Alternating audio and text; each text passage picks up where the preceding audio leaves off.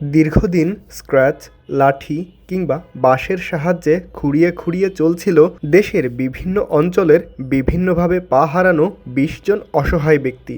সমাজের বিত্তবানদের সহযোগিতা নিয়ে এই অসহায় ব্যক্তিদের পাশে দাঁড়িয়েছে স্বপ্ন নিয়ে ফাউন্ডেশন। ১৭ ফেব্রুয়ারি ঢাকার শ্যামলীতে অবস্থিত কৃত্রিম পা, হাত ও ব্রেস সংযোজন কেন্দ্র ইজি লাইফ ফর বাংলাদেশে ২০ জনের কৃত্রিম পা সংযোজনের কার্যক্রম শুরু হয়।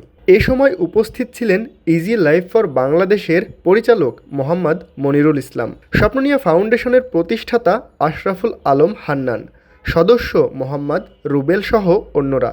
কৃত্রিম পা লাগানো প্রসঙ্গে স্বপ্ন নিয়ে ফাউন্ডেশনের প্রতিষ্ঠাতা আশরাফুল আলম হান্নান বলেন, আমরা প্রায়ই আমাদের চারপাশে পক্ষাঘাতগ্রস্ত অসহায় মানুষ দেখে থাকি। আমরা স্বপ্ন নিয়ে সবার সহযোগিতায় এর আগে ৫২ জনের কৃত্রিম পা সংযোজন করে দিয়েছি। আমাদের সবার যার যার সামর্থ্য অনুযায়ী এসব মানুষের কল্যাণে এগিয়ে আসা উচিত। স্বপ্ন নিয়ে একটি স্বেচ্ছাসেবী সংগঠন, সমাজের পিছিয়ে পড়া মানুষগুলোকে এগিয়ে নেওয়ার জন্য আমরা প্রায় ৭ বছর আগে আমরা এই সংগঠনটি গড়ে তুলি।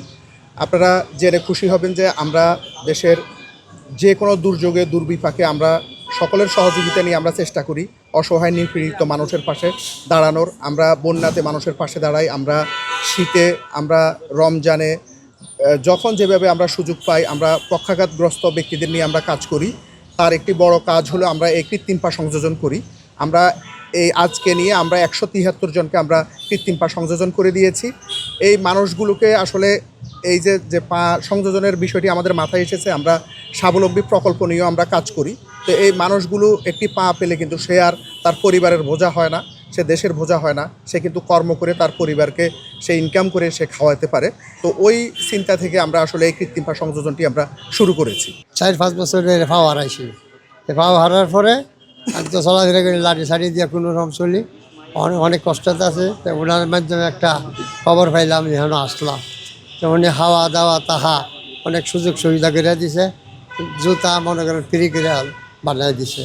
হারিয়েছি জাহাজে যে বালুর জাহাজে যে আমার বয়স ২০ চলে। ভাই খারাপ লাগলে কি হবে, এটা ভাগ্য। গরিব দেখেই তো গেছি জাহাজে চাকরি করতাম যাই এই পাও হারাইলাম। ভাই অনেকে অনেক কথা বলেছে, অনেকে আবার সাহায্য করেছে, সবার তো এক না। অনেকে মানুষের সহযোগিতা পেয়ে আজকে এখানে আসা, এখানে একটা নতুন পা পেতেছি, কৃত্রিম পা। ভাই প্রশ্নবিদ্ধ করে কি লাভ, মানে এটা নিয়ে চলতে হবে, নিয়ে ৩ লেখা বিধা হয়ে গেল। ভিতরে কিছুটা চলতে পারছে যে নিজে হয়ে। এখন মা বাবার কষ্ট ছাড়া তখন তারা সবসময় তো থাকবে না, তখন নিজের ব্যবস্থা নিজেই করতে হবে, নিজেভাবে চলতে পারবে।